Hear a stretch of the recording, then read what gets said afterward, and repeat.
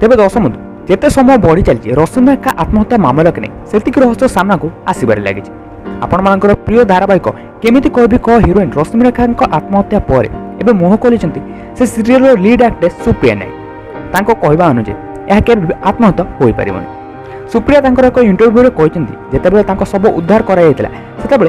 there शंखा सिंदूर सबकि से पिंधि या सहित से यह भी कहते किसी दिन पूर्व आखि बहुत फुली जाता लाल हो जाता जहाँ देखि सांग मैंने सुप्रिया से सुटिंग से किसी प्रश्न पचारि डाउट करते कि से समय से किसी भी कही नी से कहते आखि पोक माड़ हो जाए से डाउट करते यह संभव नुहे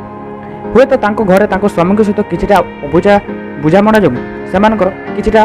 माड़गोड़ होता से समय किसी भी कही नी कि आज जितेबाला शव उद्धार कर से आत्महत्या कर से स्पष्ट भाव में कहते यह केवे भी आत्महत्या हो पारे